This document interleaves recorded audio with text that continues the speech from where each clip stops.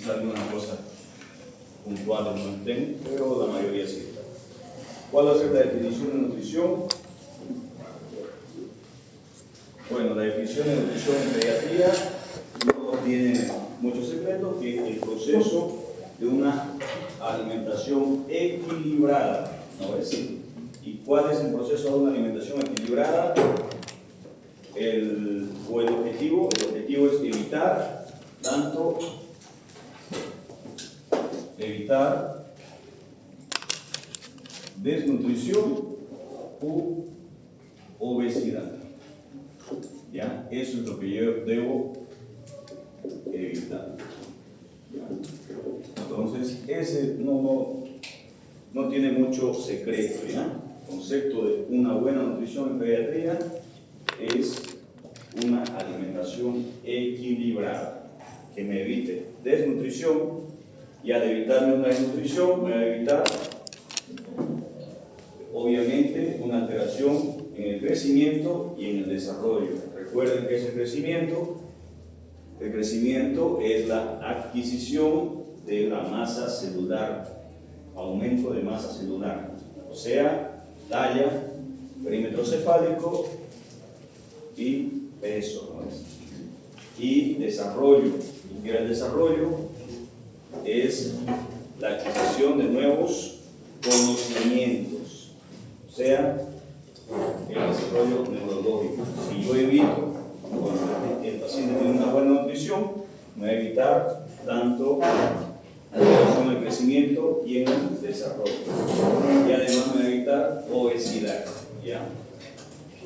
Muy bien, partiendo de eso, tenemos que decir siempre, tomando en cuenta los temas anteriores, que para evitar esto siempre tenemos que mantener una buena lactancia y una buena alimentación complementaria. Recuerden que es exclusiva hasta los 6 meses y complementaria ideal hasta los 2 años. ¿Ya? Eso es lo ideal de la lactancia. Muy bien. Esto va a tener también bases fisiológicas.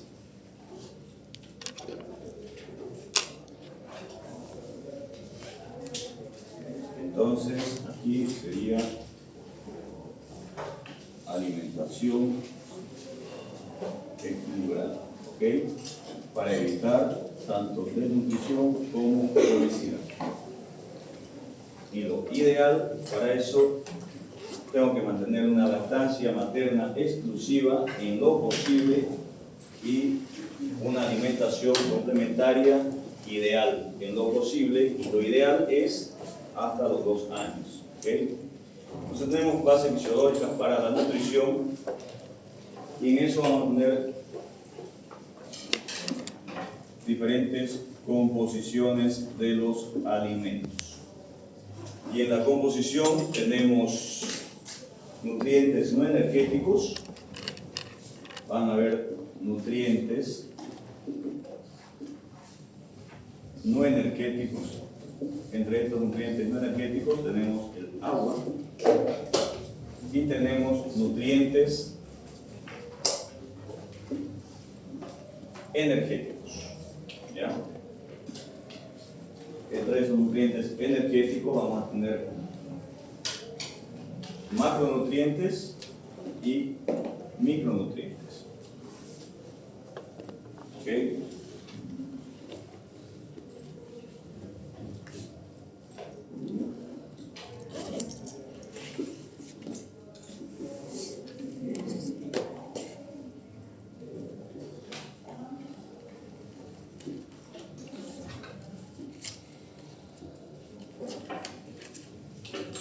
Ok, entonces entre los macronutrientes, entre los nutrientes energéticos tenemos macronutrientes, y entre estos macronutrientes tenemos proteínas, grasas y carbohidratos, y entre los micronutrientes vitaminas y minerales.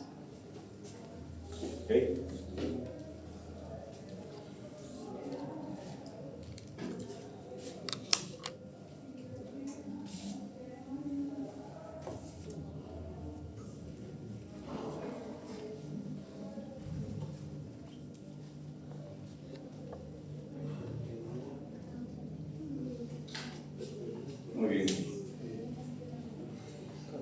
Y entre las proteínas, ¿qué podemos hablar de las proteínas?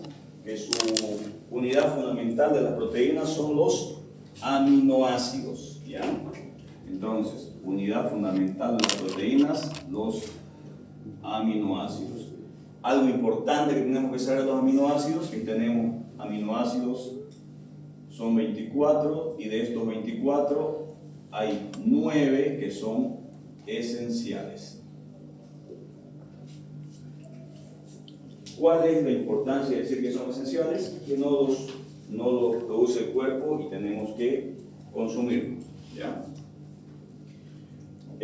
Otra cosa que tengo que saber, que la falta de proteína me va a disminuir, va a haber una alteración en el peso, obviamente, talla y perímetro cefálico. Esto me va a alterar lo que es todo el desarrollo, ¿ya? Entonces es bueno consumirlo. Y la falta de proteína me va a producir la enfermedad de la gota, el aumento o el exceso de consumo de proteínas puede producir enfermedad de la gota, anorexia, irritabilidad. Entonces por eso es que esa persona que consume tanta carne, y cerveza, producen gota. Luego tenemos carbohidratos.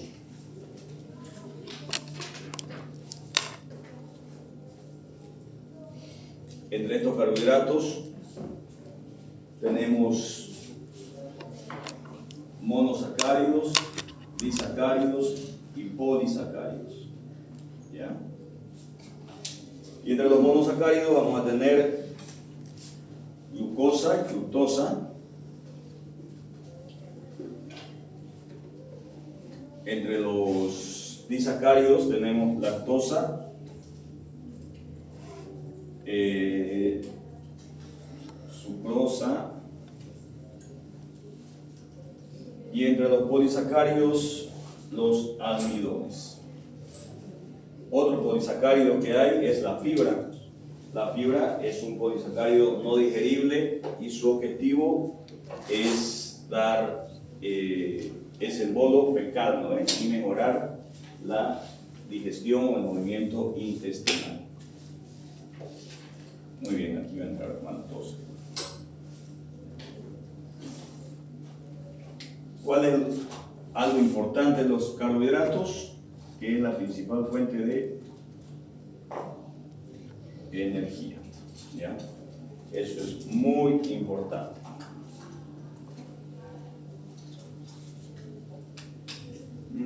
Eso.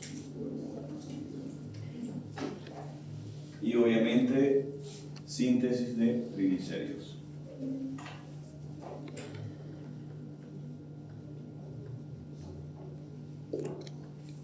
Muy bien. Y por último la grasa.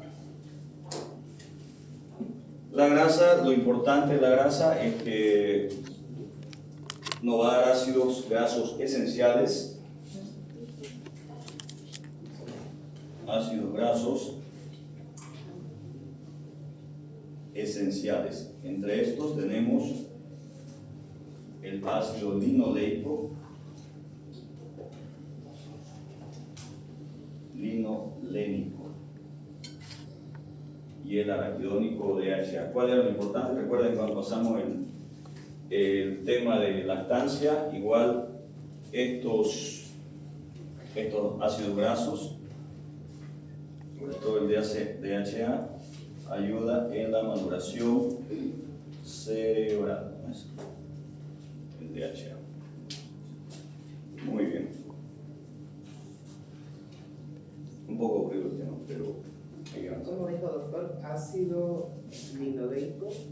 Ácido linoleico, ácido linolénico y el DHA, que va a ayudar a la maduración cerebral. ¿Ok? Bien. Sigamos. Ahora tenemos los minerales. Entre los minerales tenemos calcio, tenemos hierro, tenemos zinc, tenemos flúor. Muy bien, ¿qué es lo que yo tengo que saber? Tengo que saber que el calcio, la mayor parte del calcio se encuentra en el hueso. Son 9 puntos secretos, ¿no? 99%. El hierro, el 90% se encuentra en hemoglobina. Obviamente, la hemoglobina es la principal proteína para llevar oxígeno. Y aquí sí tengo que saber que yo tengo que consumir 1 a 2 miligramos por kilogramo día de hierro, ¿ya? El zinc, que es un cofactor, recuerden que como cofactor, el zinc, al ser un cofactor, ayuda a otras enzimas, otras vitaminas a mejorar su función. Y en cuanto al tema de nutrición, igual tenemos que saber que es uno de los principales minerales que se da en talla baja, ¿no? ¿Recuerdan? Que dábamos por 3 meses en el caso de talla baja. ¿Y cuánto se va a dar? 5 miligramos en menores de 1 año y a partir de los 6 meses y 10 miligramos, esto es por día, en mayores de 1 año. Y el flúor, que se tiene que dar a partir de los 2 años, ya se debe incorporar. ¿Ya? Esto es importante para que yo le explique a los padres, sobre todo en el control de niños sanos o puericultura, ya cuando empieza a salir los dientes, ya a los 2 años, señora, ya tiene que llevarlo al dentista para que empiece la fluorización. ¿Ya? Del paciente. Muy bien. ¿Qué más? Todos 5 miligramos, ¿es 6 qué? 6 meses. A partir de los 6 meses hasta el año se da 5 miligramos por día. Y a partir del año 10 miligramos por día. Entonces la función, mejorar la función de la vitamina. Es como cofactor. Entonces, al ser un cofactor, ayuda a todos. Ayuda a las hormonas, a las enzimas, a las vitaminas a mejorar su función. ¿Ya? Además, estimulante de la hormona de crecimiento. O sea, estimula todo para que mejore la función.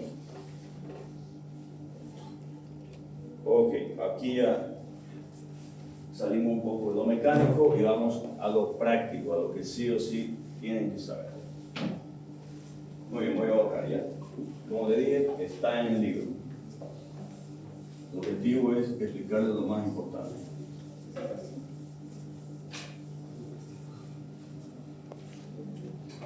Ya, yo cuando tengo que introducir los alimentos. Entonces, la introducción de alimentos. Bien, ¿a qué edad ustedes le van a decir al papá o a la mamá que tienen que empezar los alimentos?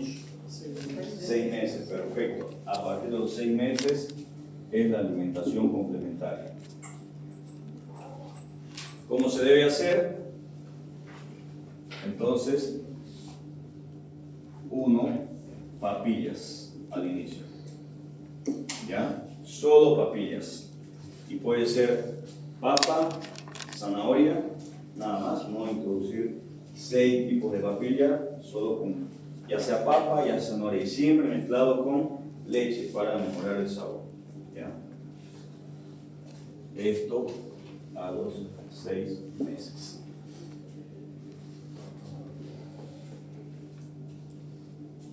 Luego, a los 8 meses, ya pueden haber introducido más alimentos ya, siempre aplastados. Ya hasta los 8 meses ya pueden haber introducido carne, pueden haber introducido pollo, ciertas frutas como manzana, guineo, todo siempre aplastado, ¿no? Es para que vaya comiendo. Y a partir de los 12 meses, todo lo come la familia. Ya a partir de 1 año ya puede comer la alimentación de la familia. Algo muy importante, sal a partir de 1 año. ¿Ya? ¿Por qué? Porque todavía el riñón no está muy preparado para la filtración del sodio, entonces si damos mucho, pueden hacer hipernatremia. Azúcar, 2 años. ¿Ok? Entonces, nada de colocarle azúcar en menores de 2 años. Nada, ningún alimento necesita azúcar. El niño no sabe qué es azúcar, entonces si le empezamos a introducir, obviamente ya va a querer alimentos azucarados. Entonces, a partir de 1 año recién la sal, a partir de 2 años recién la azúcar o el azúcar. Bien, ¿qué más hay? Chispita, ya hablamos de las chispitas en la nutrición, que se debe dar. Listos, damos a partir de los 6 meses, obviamente, porque ahí a partir de los 6 meses empezamos nutrición con alimentación complementaria. Sea de 6 a 11 meses debe tomar por lo menos 60 sobrecitos, o sea, si va a los 7 meses, 60, si va a los 8 meses, 60, nada más, hasta el año de edad. Y a partir del año de edad hasta los 23 meses, igual. Es lo mismo, ¿no? Del año a 2 años, igual 60. En todo ese periodo, solo 60, no necesita más. Y si no come las chispitas, ¿qué le van a dar? ¿Se acuerdan? El niño le damos, no le gusta, no quiere chispitas. ¿Qué puedo dar? Hierro, ¿no es? Si no puede consumir las chispitas, sustituyo por hierro. Chispita no es igual a hierro.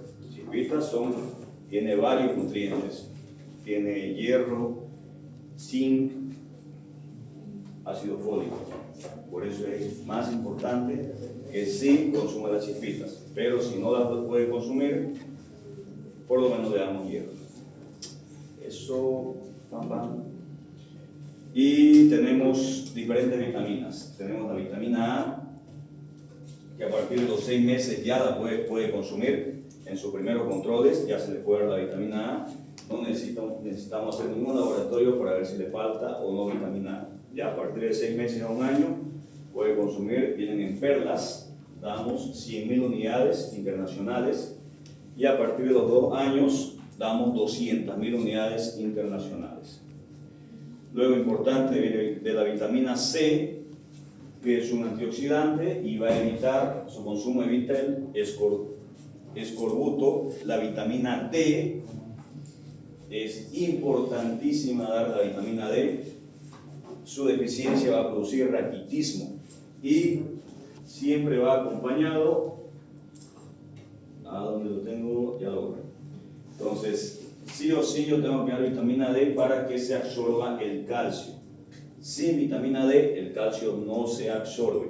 ¿Y cuál es la mejor fuente de vitamina D? El sol, ¿no es? Perfecto. Pero ahora vivimos en una ciudad llena de edificios y los niños no toman mucho sol o los mandamos a jugar cuando no haya sol, entonces muy poco toman el sol. Entonces es bueno siempre explicar a los padres que sí se debe tomar sol, ¿no? ¿Por qué? Por la vitamina D, y la vitamina D, aparte de ayudar a la absorción del calcio, ayuda a la inmunidad. ¿Okay? Luego tenemos la vitamina C, que igual es como antioxidante, o sea, ayuda a la eliminación de radicales libres, que son tóxicos. Y la vitamina K, por último, que ayuda a la coagulación y es sintetizada por bacterias. Si no me equivoco, activa vitaminas 2, factores de coagulación 2, 7, 9, 10. ¿Ya? Eso sobre nutrición es lo más importante. ¿Ya? Entonces, lo más importante es saber que la nutrición es el consumo de alimentos de forma equilibrada para ayudarme a evitar la desnutrición y la obesidad. ¿Ya? y yo siempre debo consumir, saber que la introducción de los alimentos es a partir de los 6 meses. Siempre debo empezar con papillas de un tipo y luego ya ir introduciendo. Generalmente tenemos que aprender nosotros a leer la cartilla de vacunas, tanto aquí como en Brasil. En la cartilla de vacunas está cómo debo alimentar a los niños. Entonces, en la primera consulta, a partir de 12 meses, señora, présteme su cartilla de vacunas. Aquí miren, aquí dice cuánto usted le va a dar la primera semana, cuánto le va a dar la segunda semana, cuánto le va a dar y qué le va a dar al mes. Entonces, aprendiendo nosotros y enseñándole a la madre que tiene que leer su cartón de vacunas, evitamos que pregunte, doctor, al mes que le tengo, tiene 7 meses, ¿qué le voy a dar? Doctor, ya le empecé papilla, ¿qué le puedo dar? Entonces, en la primera consulta pedimos el cartón de vacunas y le enseñamos cómo tiene que alimentar al niño. Ahí está escrito. Entonces, no tiene mucho secreto.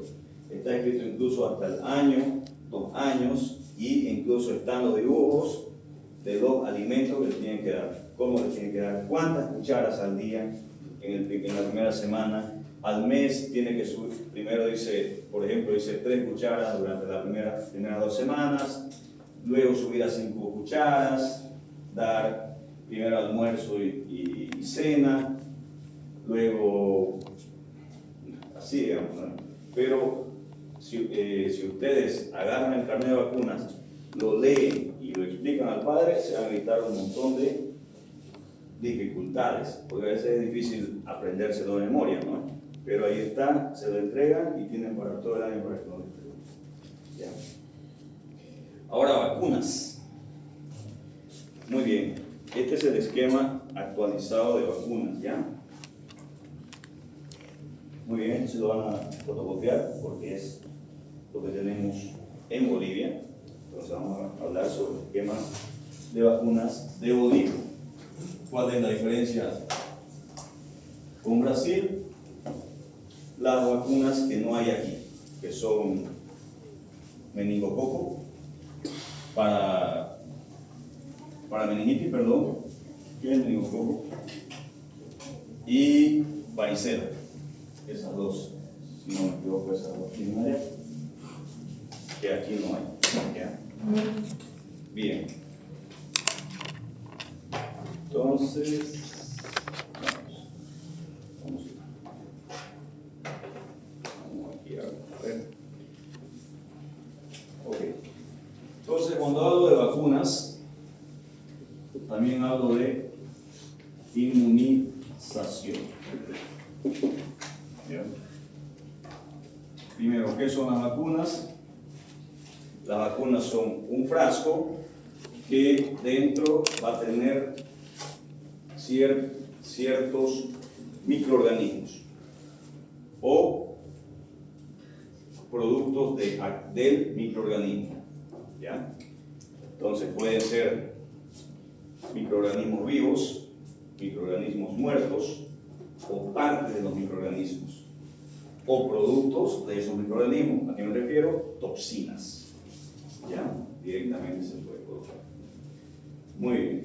Entonces, frasco con un contenido que lo que va a ayudar es a mejorar la inmunidad.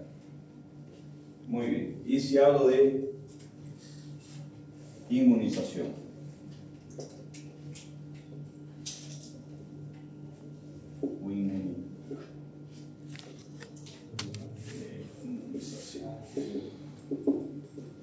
Entonces, si hablo de inmunización, tengo una inmunidad pasiva y una inmunidad activa. Bueno, la pasiva, natural, si hablo de la inmunidad pasiva natural, puedo hablar de la madre y sobre todo la IgA. Entonces, eso es natural, es la inmunidad que le da, la madre al hijo a través de la inmunoglobulina.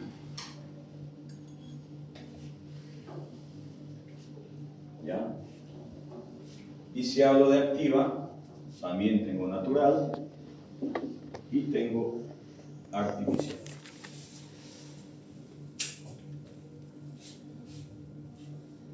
Muy bien. La natural, si hablo de natural, tengo las infecciones. ¿Ya? Entonces yo me infecto, mi organismo pelea con la infección, reconoce la infección y adquiere inmunidad para esa infección. Y en la segunda infección ya no me va a agarrar tan fuerte la enfermedad. Me infecto, pero no me enfermo. ¿Por qué? Porque el sistema inmunitario se preparó para esa enfermedad. Entonces, adquiero una inmunidad activa de forma natural a través de infecciones, ¿ya? Que es lo que llaman inmunidad en manada, ¿no? Cuando dejan que todo el mundo se infecte, un poco se mueran, y ya esos que no les pasó nada ya están preparados para la siguiente infección. Y la artificial, entonces en la artificial tenemos vacunas o toxoides. ¿Ya? Entonces ahí entrarían las vacunas. Vacunas o toxoides, inmunidad artificial, que es el tema que vamos a hablar.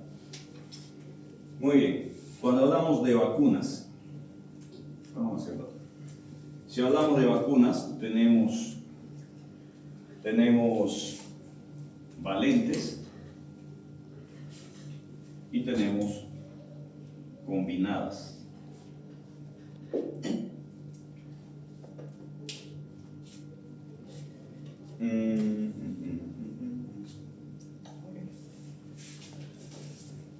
Si hablo de valente,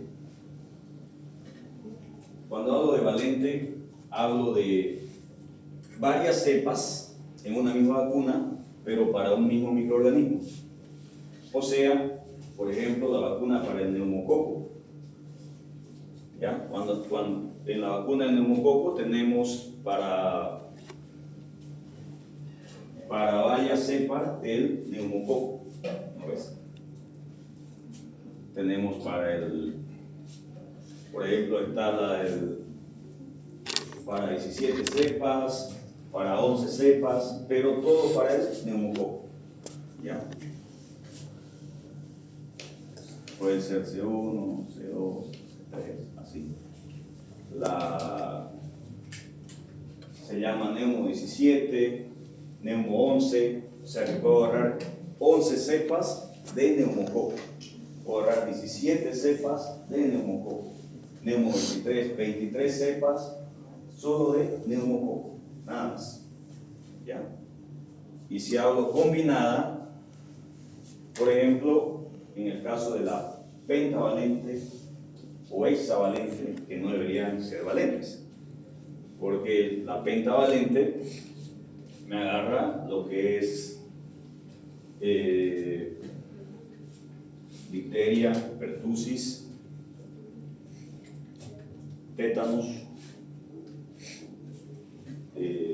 igual a hemófilus. Entonces, esas son combinadas, porque combina para varios microorganismos diferentes. Pero ahí debería llamarse combinada, no pentavalente, no es más llamada pentavalente. Tenemos la DPT, difteria, bueno, la SDP, perdón, sarampión, rubiola, paperas, esas son combinadas, ¿ya? En una misma vacuna tengo para varios microorganismos diferentes. Y en caso de valentes, es una vacuna, pero para varias cepas del mismo microorganismo. ¿Entendieron o no? Doctor, entonces sería como la del COVID, ¿no entraría en una valente? No, porque es solo para COVID-19, ¿no? Para un tipo de COVID, nada más. Pero ahí el ejemplo es la del neumococo, que es la del, digamos, tenemos la Neumo 23, ¿ya? Me va a agarrar 23 tipos de neumococo, 23 cepas de neumococo porque son de diferentes cepas, ¿ya? Ese sería el ejemplo ideal. Y de combinado la pentavalente.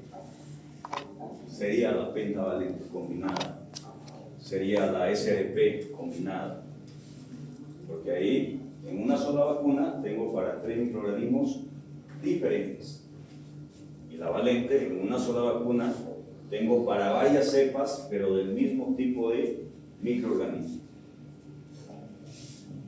¿Ok? Bien, vamos. Ya, ahora ya saben que las vacunas pueden ser microorganismos muertos, también llamados inactivados, microorganismos vivos, también llamados atenuados, y partes de los microorganismos. ¿Ya? Bien. Y cuando ya dijimos toxinas, y dije toxoides, ¿no? Toxoides. ¿Qué vendrían a ser los toxoides? Los toxoides son el producto de ese microorganismo. ¿A qué me refiero?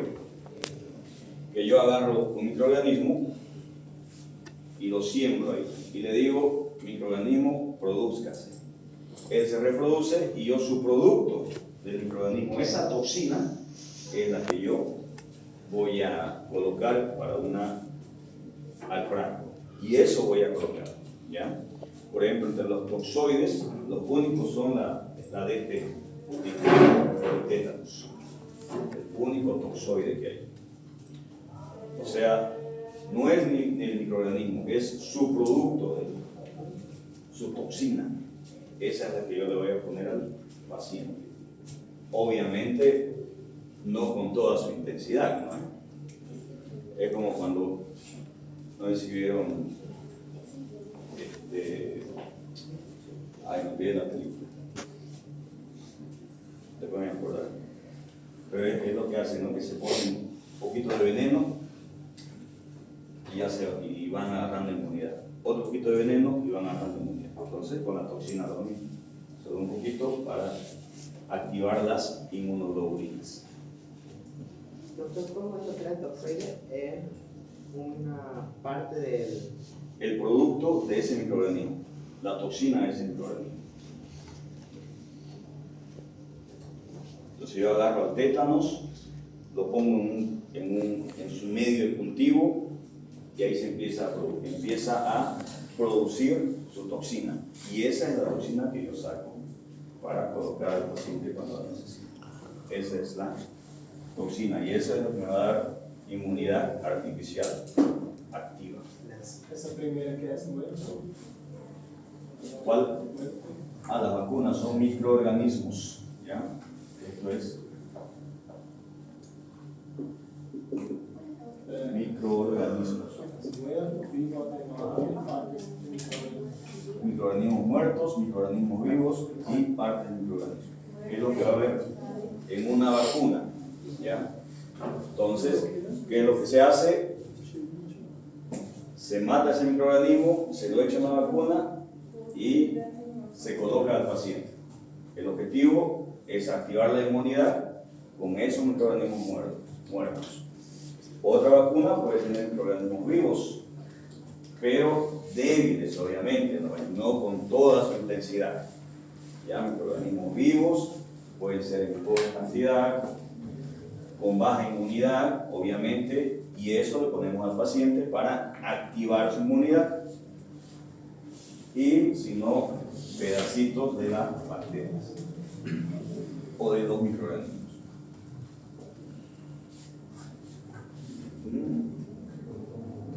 Perfecto. Otro concepto que tenemos que saber también en cuanto a vacunas es algo que se llama ESAL.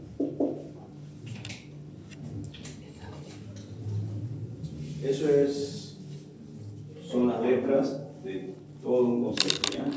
es un evento supuestamente atribuible a vacunas e inmunizaciones, o sea, un evento adverso, ¿ya?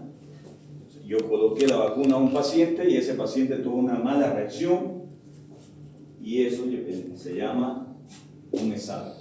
Supuestamente es atribuible a esa vacuna y hay que estudiar qué sucedió, entonces ya eso me lleva a estudiar la vacuna, o si es simplemente que el paciente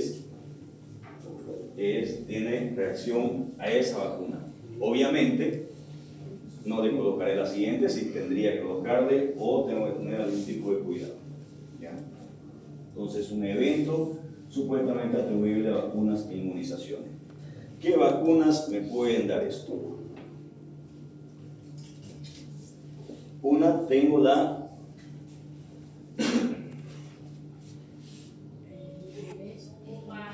médica, tá bom?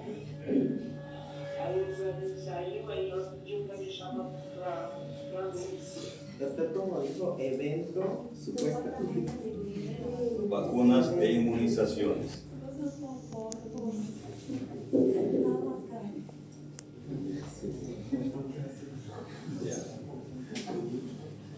Entonces, ¿en quién hay DPT? ¿De qué vacuna yo tengo la DPT? En la pentavalente, ¿no es? Tengo difteria, pertusis, tétanos. ¿Qué me va a dar? ¿Se acuerdan que a qué edad se coloca la penta? A los 2 meses, ¿no es? Y lo primero que dicen es que, bueno, en la BCG, por ejemplo, no produce nada, entonces no se le da ni paracetamol ni nada. En la de 2 meses, que es la pentavalente, ahí ya le dan paracetamol. ¿Por qué? Porque produce mucha fiebre. ¿Ya? Produce mucha fiebre. Obviamente no todos los casos, pero en muchos niños produce fiebre, va a producir irritabilidad, somnolencia por momento. Se producen muchas reacciones, también son 5 microorganismos que hay. Pero eso sí es un ESAVI, somnolencia, irritabilidad, fiebre, sí entra en un evento atribuible a la vacuna, porque no sería normal, ¿no? O no sería, bueno, prácticamente viene a ser normal, pero no es algo bueno, ¿no? No debería, no queremos que al paciente le dé fiebre, pero le da. Pero hay algo que sí me llama la atención, que serían las convulsiones. Eso ya viene a ser un ESAVI grave. ¿Ya? Tenemos el ESAVI, que es un evento normal, que podría pasar, que lo puedo controlar, pero ahora si este presenta convulsión, entra en un ESAVI grave. No debe convulsionar, ¿no es? Recuerden que cada convulsión va a producir hipoxia cerebral, y si yo tengo convulsiones de más de 10 a 15 minutos, hipoxia cerebral por ese tiempo, entonces puede producir daño neurológico en ese paciente o en ese niño, algo que yo no quiero. Muy bien. Luego vamos a hablar qué se debe hacer. Otra que me puede producir es la SRP o triple viral, SRP o triple viral, ¿no es? Puede ser la triple bacteriana, triple viral. Igual me puede producir convulsión.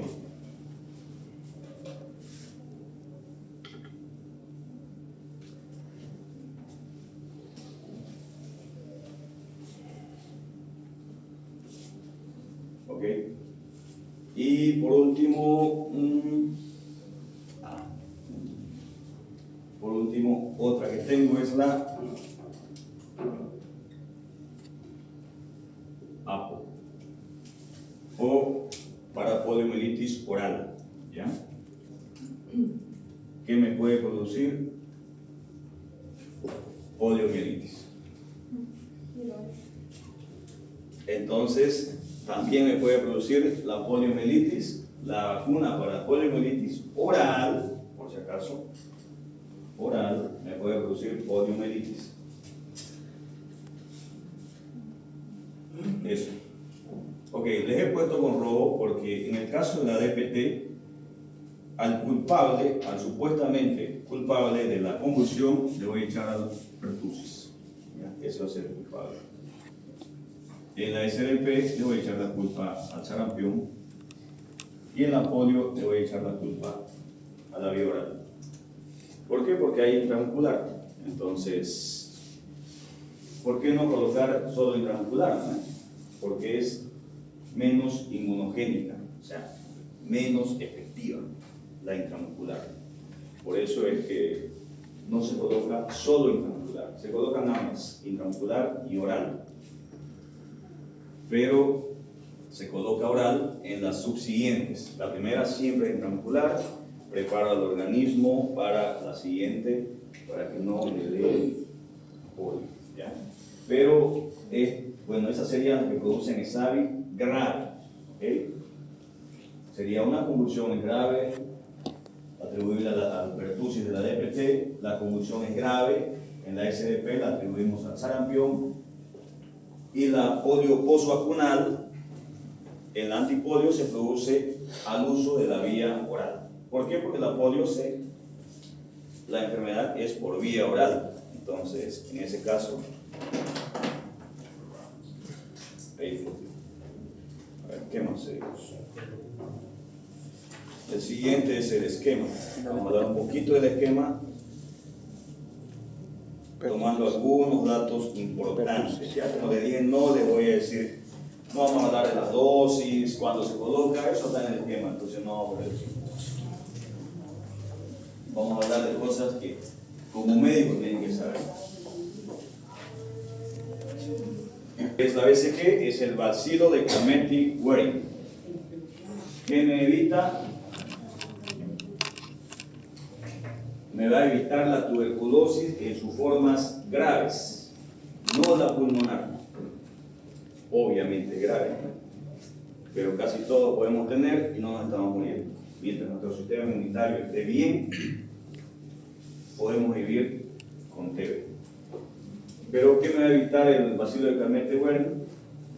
Que es, por si acaso, es el Mycobacterium bovis y no tuberculosis.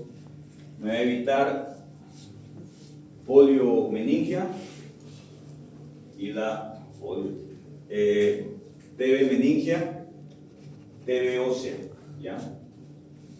Entonces, eso es lo que me va a evitar, sus formas graves, tuberculosis meningia, tuberculosis ósea. Bien, entonces,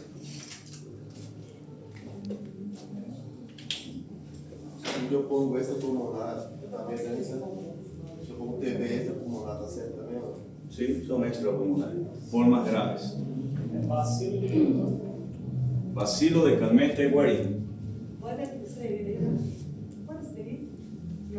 ¿Sí?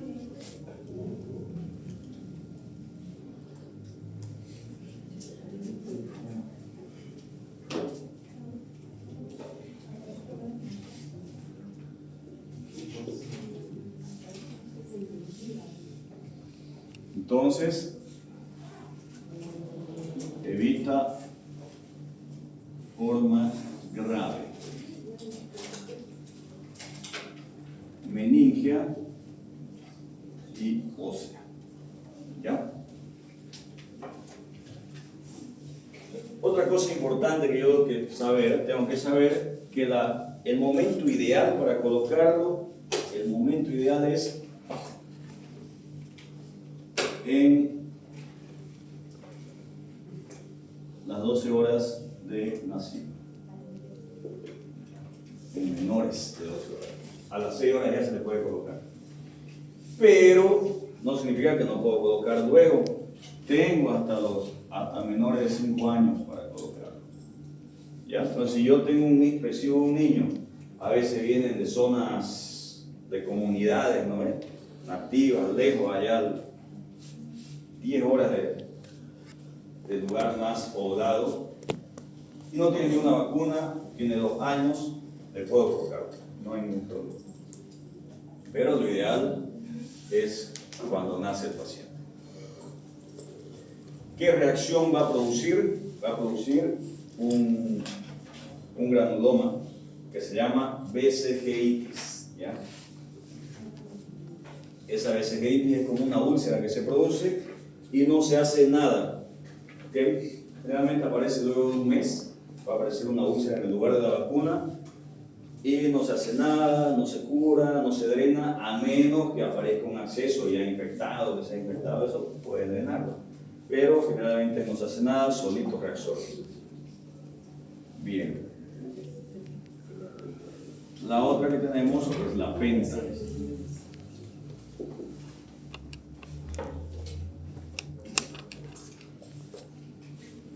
A veces tiene que sí o sí ser lado izquierdo. Tiene que sí o sí ser del lado izquierdo, del lado No, no. solo que ya se colocan, pero por eso colocan dos, pero para la otra que se colocan.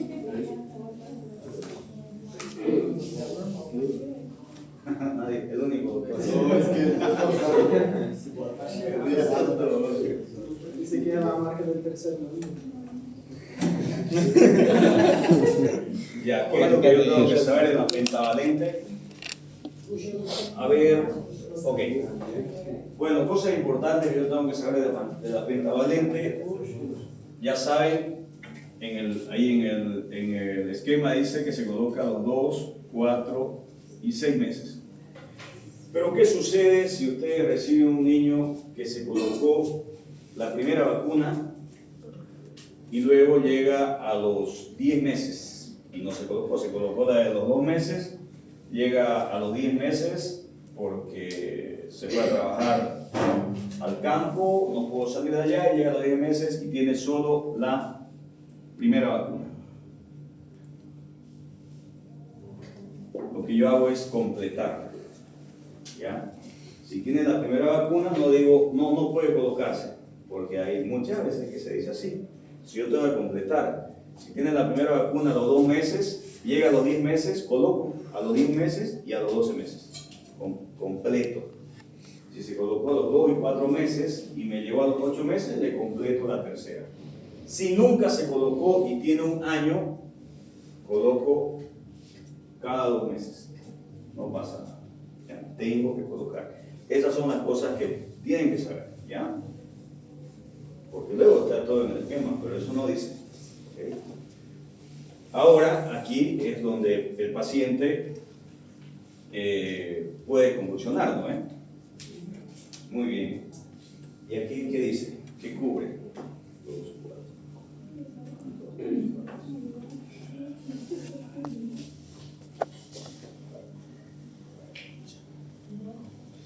Ya, por ejemplo, aquí dice que cubre difteria, tétanos, coqueluche. Coqueluche es la pertusis, ¿no? DPT. Hepatitis B y dice neumonía y meningitis por influenza, por si acaso, cuando vean HB. Haemophilus influenza. Muy bien. Entonces este paciente hizo un ESAVI y convulsionó en mi primera vacuna. Vino, le colocamos y empezó a convulsionar. Control de la convulsión, coloqué diazepam, oxígeno, dejó de convulsionar. Y viene a los 4 meses, tiene el antecedente que convulsionó con la primera vacuna. ¿Me voy a arriesgar a ponerle otra vez la pentavalente y que vuelva a convulsionar? No es. Y yo sé, porque en la clase de pediatría aprendí que la pertusis es la que me va a producir, entonces veo aquí, difteria, tétanos, coqueluche. Ya, pero yo tengo DT que le puedo colocar, porque viene aparte la DT. Listo. No le pongo la coqueluche, le voy a poner la DT solita. Y también hay hepatitis, también hay para hepatitis B solita. Y hay para hemófilos, también hay para hemófilos solita. Entonces puedo colocar las 4 y descartar la DPT. Coloco DT y coloco para hepatitis y para hemófilos solita, para recibir 3 pinchazos, pero no le voy a poner la pertusis que lo va a hacer convulsionar. Doctor, ¿no lo puedo dopar y de ahí ya le pongo? Eso puede hacer usted, doctora, eso ya depende. Ya pasa la vacuna conforme hace. Claro, después le produce presión respiratoria y lo manda a tercer nivel intubado. Pero bueno. Bien. Entonces, el doctor sería entonces la individual. Sí, Entonces tengo que quitar la que supuestamente le produce, que es la pertussis. Luego tengo la antipodio. La antipodio, ¿qué me dice el esquema? La antipodio tenemos la intramuscular y la oral, ¿ya? Muy bien. La intramuscular, que se da 2 meses, y luego la oral, ya saben, el objetivo de colocar intramuscular es que el organismo esté preparado ya para la oral, ¿ya? Hay diferencias en los esquemas de cada país. Aquí se coloca la primera intramuscular, la siguiente vía oral. En otro lado a veces son 2 intramuscular y la siguiente vía oral. Eso depende del esquema. Pero el objetivo es que la vía oral no le produzca polio post-vacunal. ¿Okay? Entonces, esta me va a producir, ya les digo, polio post-vacunal. Y nada, pues si le producen la primera, ya no se produce nada.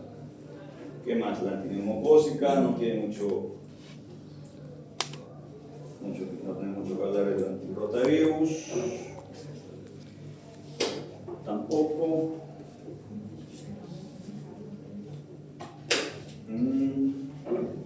Antineumocócica nada.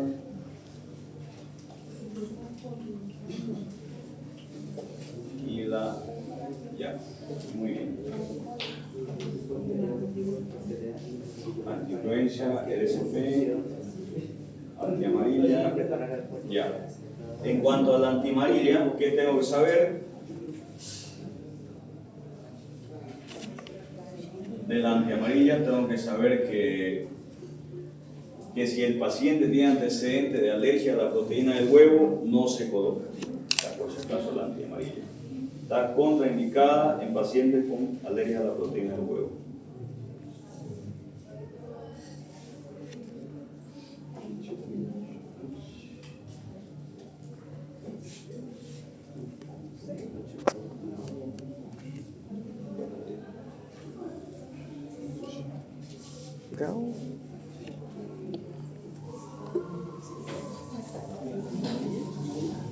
Otra cosa, se debe colocar en todo paciente, se coloca al año, pero se puede colocar en todo paciente que vaya a viajar 10 días antes del viaje, ya sea adulto, niño, cualquiera.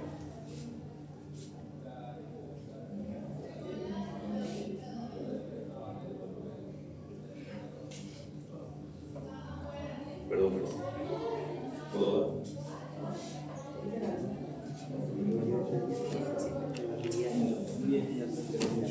Ideales así. ¿Por qué? Sobre todo si van a viajar a lugares donde hay epidemia, obviamente. Si no hay. ¿No? Si van a viajar a lugares epidémicos de fiebre amarilla, se deben vacunar 10 días antes.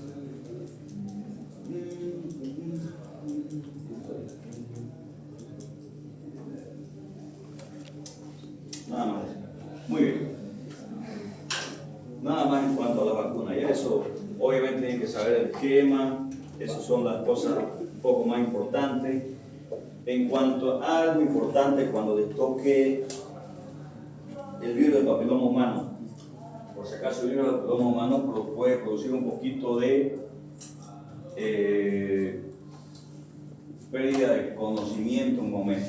Entonces es importante, si ustedes pueden colocar y a veces se desmaya la paciente, puede con una reacción. Entonces, como ya yo sé eso, entonces la siento a la paciente y ahí le coloco la vacuna. Porque a veces si pasa eso, un escándalo. Se la sientan, explican que puede haber alteración de conciencia, se puede desmayar la paciente, pero luego de eso no pasa nada más. Se sienta a la paciente y ahí le colocan la vacuna. Otra cosa que yo tengo que saber en cuanto a vacunas.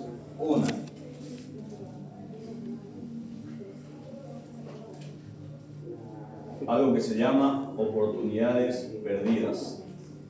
El concepto de oportunidades perdidas es algo que ocurre muchísimo.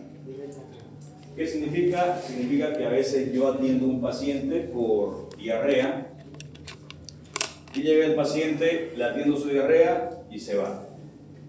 Y yo no le perdí el carnet de vacunas. Y da la casualidad que posiblemente ese paciente no tenía las vacunas completas. Entonces, eso es una oportunidad perdida del paciente que el médico no puede dejar pasar. Entonces, siempre que ustedes hagan una consulta, lo primero, carnet de vacunas. Aunque sea por lo que sea, aunque no sea aunque no esté en el día de puericultura, digamos, que viene por un resfrío, entonces no es atender su resfrío y se va. Siempre pidan carnet de vacunas. Incluso en su examen de realidad siempre es un punto blanco donde ustedes no piden carnet de vacuna, ya una X tienen que solicitar siempre carnet de vacunas. Y si le falta vacuna, antes de irse al vacunatorio. Si el paciente se va y yo no revisé el carnet de vacuna, eso se llama oportunidades perdidas. Otro, cadena de frío.